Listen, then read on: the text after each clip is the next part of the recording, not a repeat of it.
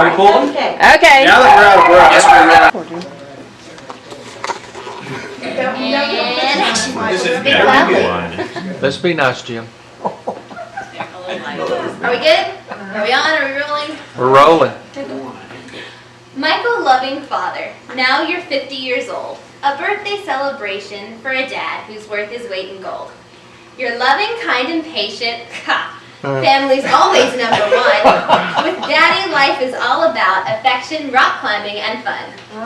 In the winter of '57, a baby boy was born, John Michael Harris of Oklahoma, who would one day be a Longhorn. As a toddler, Dad had a blankie in which some blocks he'd put. Hauling them around the house, the super salesman was underfoot. A mischievous little lad, you tied the screen door to your parents' car.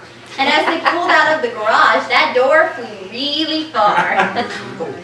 Throwing flower bombs with Eddie, the neighbors came unwound. You also put toys down the storm drain so grandfather would grab your ankles and dip you down. As a young man, sports was a passion. Basketball, baseball, you excelled in it all. And despite your crimes in 70s fashion, you were always standing tall. The 70s sent you to college in Austin at UT, saying hook 'em as a Longhorn, the Burnt Orange a fright to see. At some college apartments, you met your soulmate, a young babe named Kimberly. But from her and a roommate's point of view, a more annoying busybody there couldn't be. But after a few years of courting and seeing Kim every day, a marriage proposal came, and the couple was on its way. You should have been there when she asked me.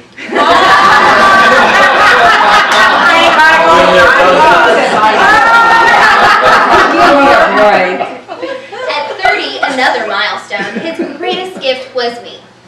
Then 2 years later came Christopher. Greater children there could never be.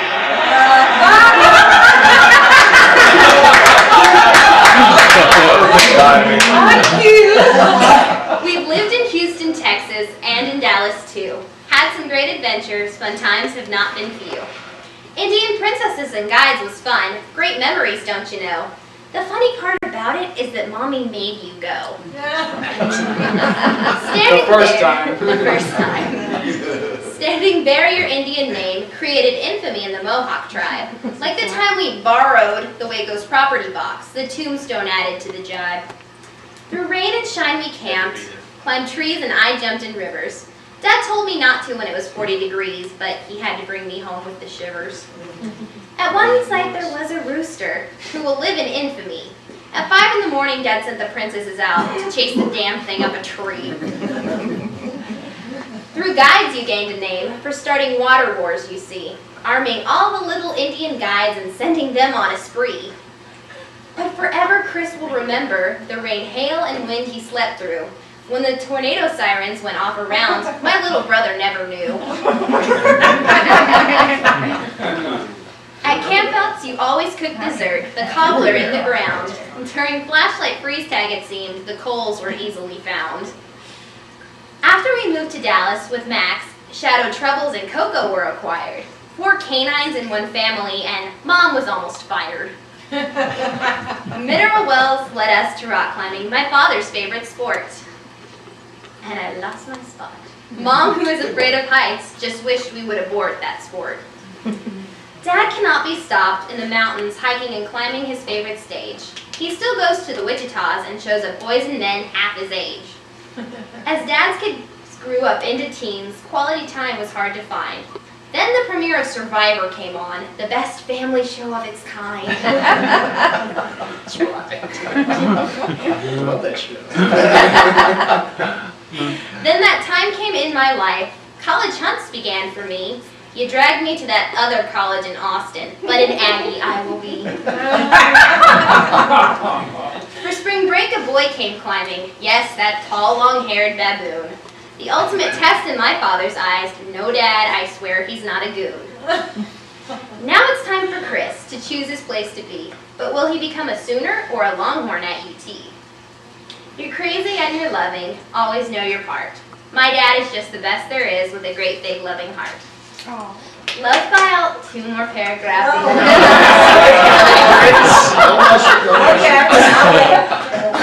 Loved by all of us, his family and his friends.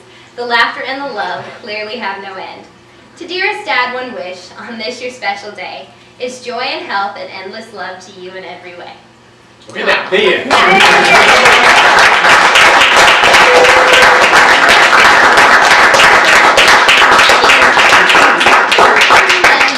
You did good, Amanda. That's very good. Yeah. Well, thank you. Oh, you gonna record this? Yeah. Thank you.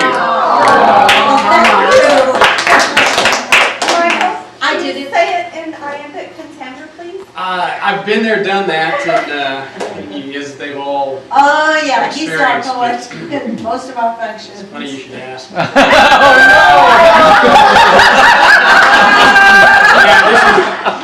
So that's where It's on the same paper. Well, that was an accident, But we do this as not knowing really all what kinds to of expect. events. Yeah. This is the reply. I jotted a few notes down,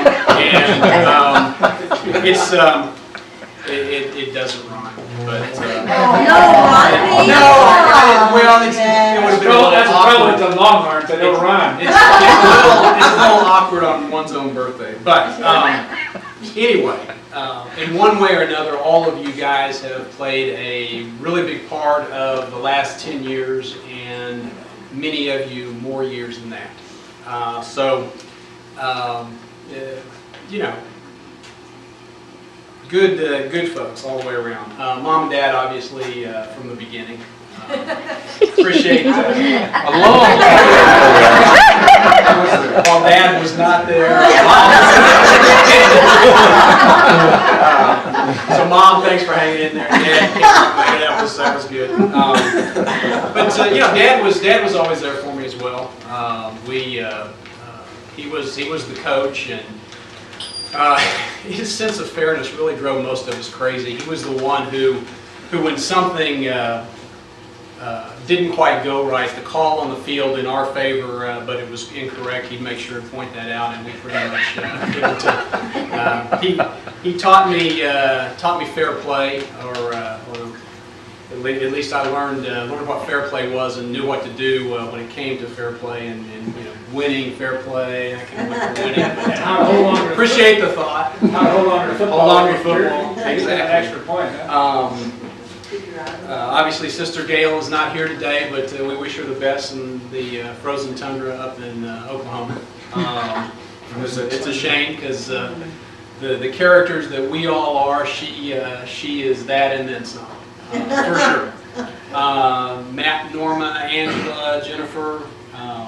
Obviously, Matt been around for most of the time, and I don't know if I've ever really truly apologized for all the things I did to you.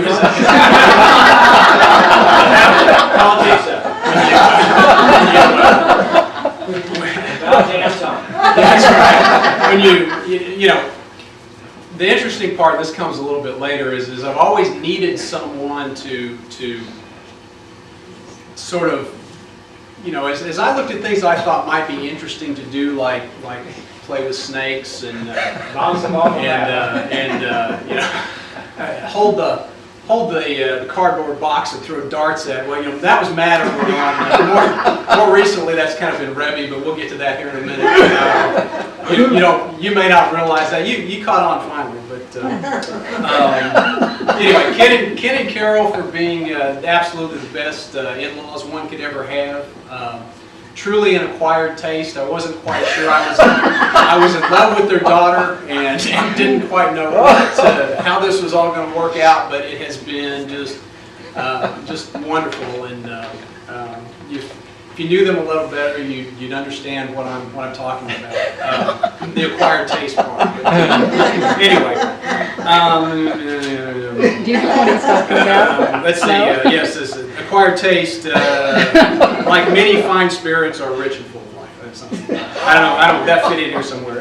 Kimberly, who has attempted to keep me grounded, who has been with me for, you don't have to take this whole thing by the way, for half of my life, and hopefully she'll stay with me for the second half of my life, which began yesterday.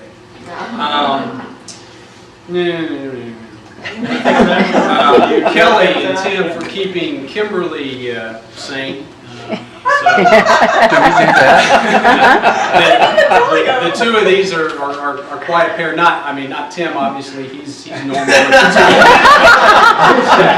Oh boy, I'm sure Tim will attest, and we're going to leave it right there. Get the State of the Union address from them. Exactly. They're interesting.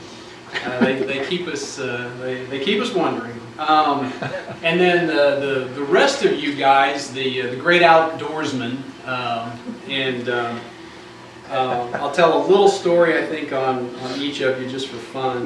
Like I say, a big part of my life may not have been as big a part of your life, but Bob may not strike you as the outdoorsman if you look at him, but certainly Mr. Indian Princess, he is the guy who single-handedly took a program that had started at the YMCA and turned it into, at least here in, well, actually he took it national. Just one heck of an opportunity for kids and their dads to bond. Many of the mothers joined us occasionally on some of these events, and hopefully appreciate it. Rarely, yeah. Well, once a year we would. Don't tell Mom. Yes, and they would say things like, "Do the kids always do this?" No. Only when you're here. We've never seen behavior like that. But the one story I think I remember most about Bob is. Actually, up the Wichita Mountains, and we started talking about this earlier.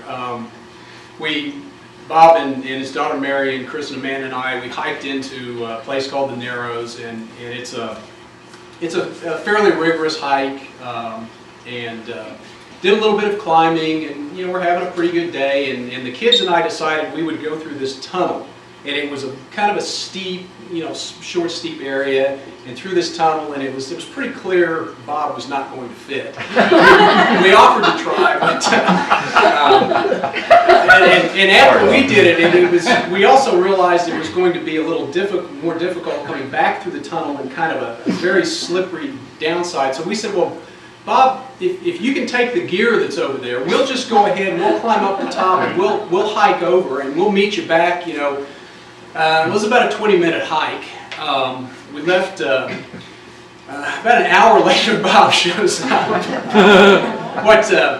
What I had forgotten is the bag that I had taken had these straps on it. It's about a 40-pound bag, by the way. It had climbing gear in it, and I had tucked the straps into their hideaway places, and Bob hadn't quite caught on. So he comes schlepping this bag. He's hiked about 2 or 3 miles. This 40-pound bag.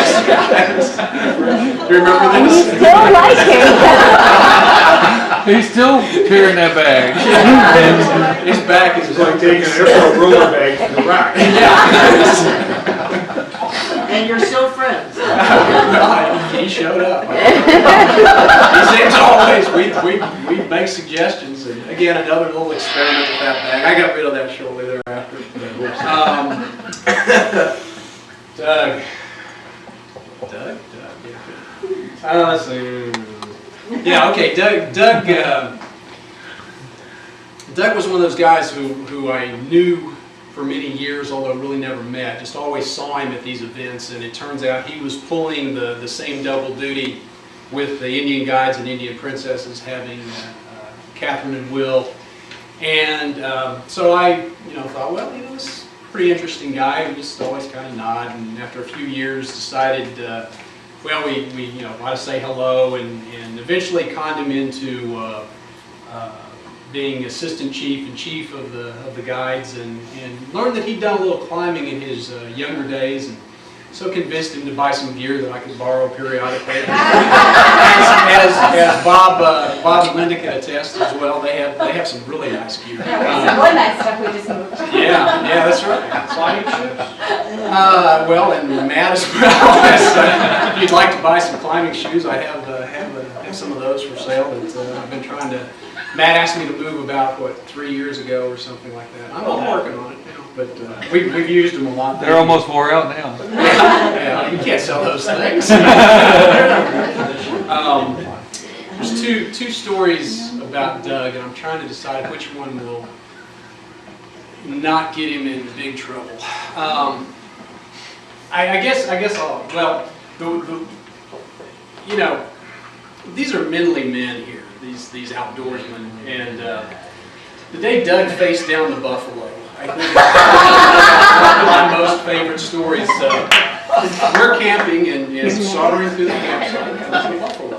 And, you know, this is kind of exciting, and we all look and say, there's a buffalo. And Doug says, yes, there's a buffalo. And he begins walking toward the buffalo, staring at the buffalo. And as the buffalo sort of puts its head down, he continues walking toward it. I think he's trying to pet it. I'm not sure.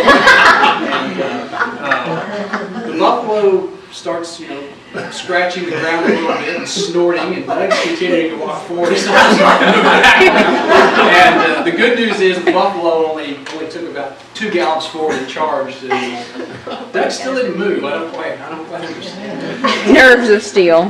You know, you think the things that I've done are kind of itchy. See where I get it here. Thanks. The other one was the ground fog. He and I decided we'd go do one of these epic trips, and it was a very iffy day. We got into an area. It was ground fog. You could not see, you know, from here to the wall. Decided we'd take this hike up the mountain. You know, we're manly men, and you know, and it's a path, and we get up to the top and do some boulder hopping and look around and decide, well, it's probably about time to leave. You remember this? And I said, yeah, it's time to go. And we say, okay, let's go. And Doug walks that way, and I head this way.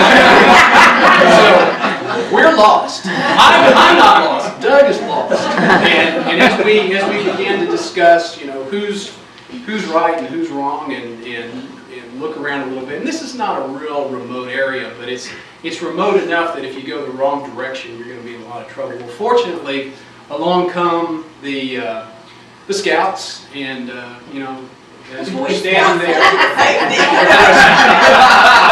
yeah, and being you know, the Indian guides, Indian princess, the scouts are kind of, you know, they're somewhat the enemy. But so we asked the scoutmaster, you know, hey, by the way, if you needed to, you know, if you didn't know. And he says, yes, you know, it's right down this path. Doug and I look at each other and both say the same thing. Told you so. Either, I'm still sure I'm right. Okay, let's see. Dave and Don. I'm not sure. Dave came kind of into the group late in life, and he brought to us paintball. And Jake's 13th birthday. What a tremendous time. And Chris and I enjoyed that, and we thought, well, these would be a couple of good guys to maybe talk. To shoot at more. Shoot. was born. I'll tell you what. It was. Dave learned quickly he wanted to be on my team. As I recall, I took out about half your squad in a very short period of time without firing a single shot. You did. I'm standing on the trail, all hunched over, and all I know is I get the little surrender or die. Exactly. Yeah, Very frustrating. that was very kind of stealthy for a big guy. Tall guy. Anyway, we introduced him to climbing, and this one epic trip. I believe it was Caitlin's birthday, and we were going to meet up the Wichita Mountains, and Dave was pretty sure he could get away about 7. And so, you know, it's a 3-hour trip, and I checked in with him about 10 p.m. and he hadn't left yet, but was going to be leaving any time. And about 3 in the morning, he and Jake show up. So we're getting up at 6 to start this epic day. So he's already had his epic. You're remembering some of this. So anyway, it's still a pretty good little drive, and it is a long hike into the climb. And it's an overcast day, so we decide we don't need to take that much water. About start the climb. Oh. You're remembering this. Oh. And you're still in trouble. So Dave and I, yeah, I took a long time to make the plan. There's a lot of things that didn't go quite right, but we get up there and the boys are down just laughing about the ants, and we don't understand what's going on. Well, get them out of the food if the ants are in the food. And what's happened is by the time we get the morning climb done, get down, we come down and realize the boys have broken into the food. Teenage boys, what, 14 years old maybe? All the food is gone, and we have about a liter of water left for the four of us. The sun has burned through the overcast. We left water in the car. We looked at it and said, we don't need Yeah, we don't need this. We don't need this. So, yeah, that was a good decision.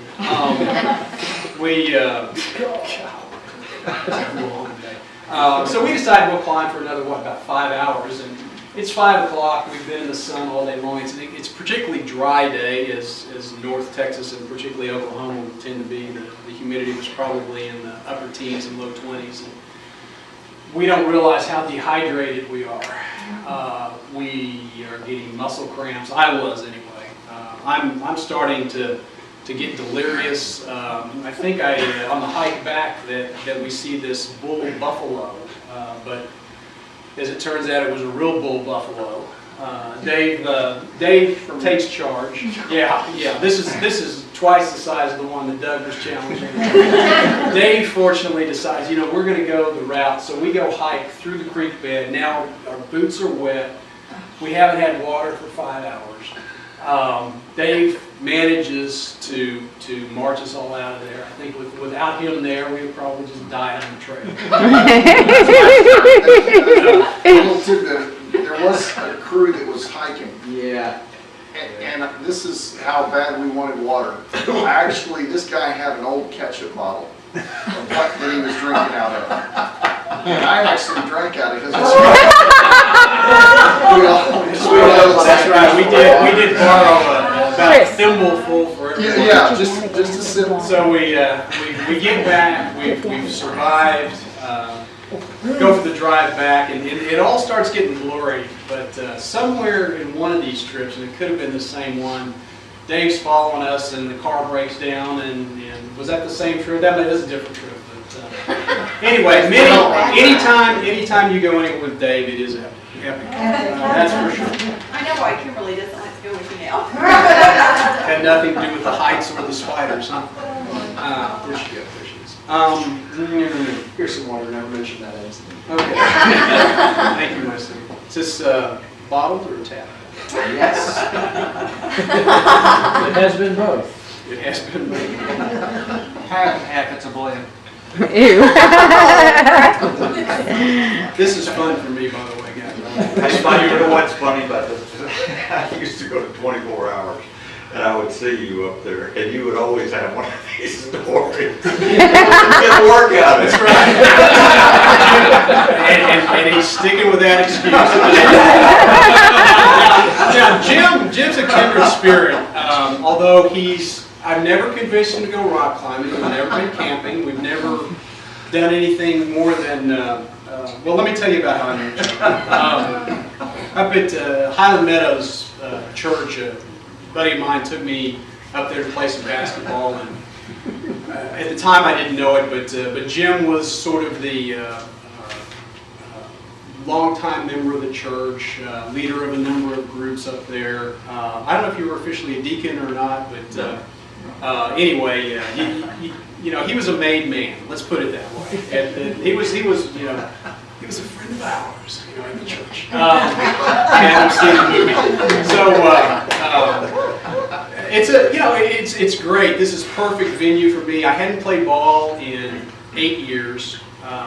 This was 10 years ago, almost to the day. I'm 40 years old, and I decide, okay, I'm second youth, gonna play some ball. And Jim introduced himself with an elbow to my solar plexus. The lights. I know you haven't recovered from your elbow. It's a serious ball. Oh, this was, you know, we all held hands and said a little prayer before, and you know, this was going to be a great, you know, just a different came off. kind of exercise. Oh my gosh, but. And yet he would come home, he had so much fun. He would come home and ice his knees and ice his shoulders, and I'm going, is this fun? Walk around like this. Hobbling, yes. And by next Thursday, I'll be good to go. But payback was hell. Wasn't it? There was Jim can't really jump very high. He really can't shoot very well. But as a defender, there was nobody more tenacious, and I don't know really what happened, but once, you know, I don't know if I just got tired of it or what, but something happened where we were virtually, I was pinned in the corner and virtually had Jim glued to me, and I made a move and he made a move, and his nose is perfectly straight now. And you see how handsome that nose is? I gave that to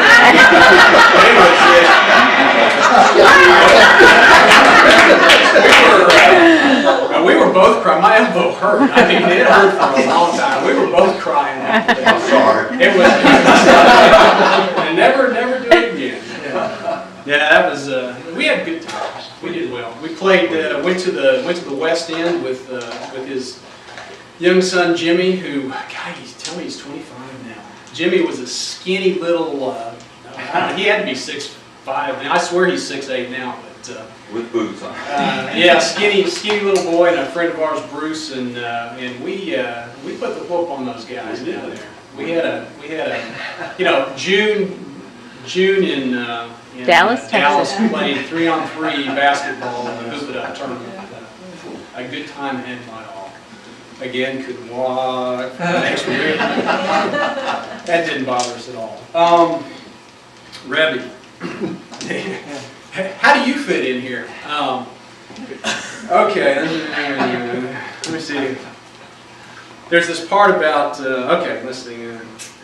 Rebby's always up for new adventures, and many of them you really can't share in mixed company, but guys, I'll tell you a few stories later. I have no idea what he's talking about. Well, I don't have any pictures, but I'm sure somebody does. Let's see. 10 years ago, met Rebby. He was this young punk kid who came down from New York City. Had been an attorney. Thought he knew what life was all about. Decided he hated law. Wanted to get into some business development work. Came down to work with a small group we put together.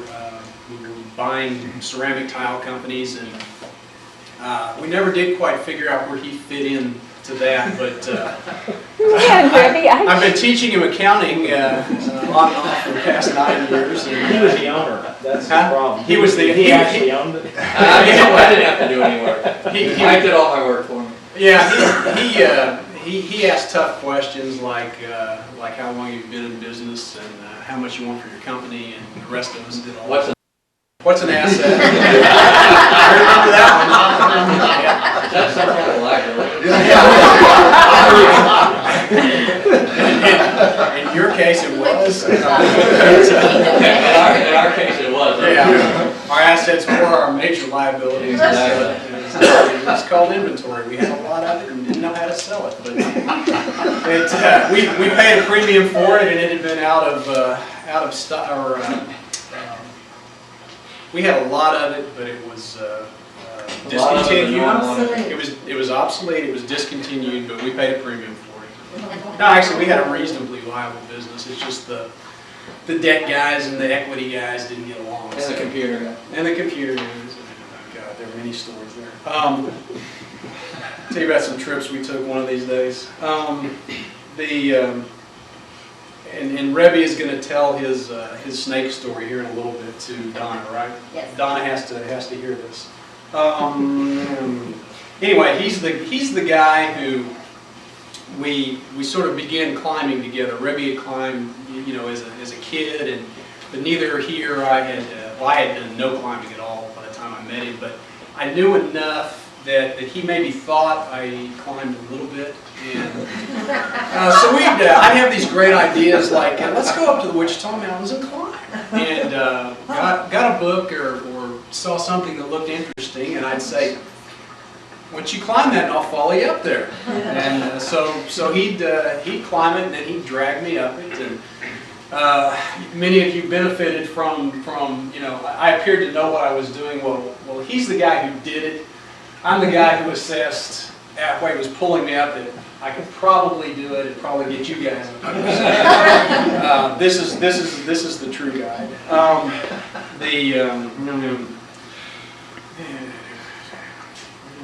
yeah. Finally, after a while, he asked me, and this was like last week. He finally caught on and said, "Now, how come I'm always the one who does these climbs first?" And I assured him it is because he's the best guy, best climber I've ever climbed with. His route finding ability, the decision making ability, and the safety with which he approaches things are beyond reproach, and that was why. And it really had nothing to do with the fact that he's a single guy who will. You're how old now? 40, younger than you still. Much. Yeah. He's a young guy who has no errors, no known errors, and No wife to and no one's here. Listen, when he's gone, so you might as well go first. That's right. That's right. He didn't own any real estate at the time, and I was like, why wouldn't you go first? Thank you, Abby. But one epic story. There are many. Was the trip we made down to Enchanted Rock. It's going to be a great deal. I was down there down to Austin on business. Going to drive over. It was going to fly down, pick him up at the airport. Blah blah blah. Well, the bomb scare kept him from flying down. He much like the Browns. So he gets up at about 4 in the morning to make the drive down to Austin. Meet him there. He's had no sleep. We experienced a day of climbing, and as he and I already knew, as it gets later in the day, you get yourself caught on the dark side of the western or northern side of rocks. It gets real dark real quick. But since we were climbing on the southeastern, or I'm sorry, if you're on the eastern side, you start. We're climbing on the southwestern side, and the sun is still right there. It shouldn't be any big deal. I had this good idea that this is a pretty easy climb. We'll strap our 30-pound packs on, and we'll just climb up and over the monolith and just come right down the other side, be in the parking lot in no time at all. So, and we reconfirmed that Rebbe had brought his headlamp, so, you know, in case it got dark. It's been reconfirmed that I had to go first. Yeah, well. Because you had the headlamp. No, still daylight. So I said, okay, you go first. Well, probably somewhere between 50 and 70 feet up with a backpack, which interestingly enough changes the center of gravity a lot. He's on an edge that's maybe this wide, but he's got tiny feet, so it's okay.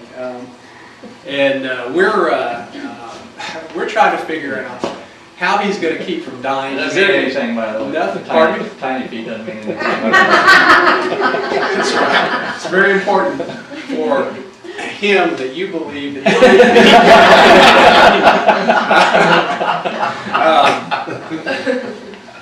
we never really discussed that.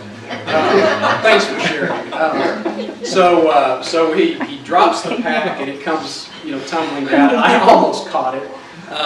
We managed to get him down. We pull the ropes. By this time, the sun's gone.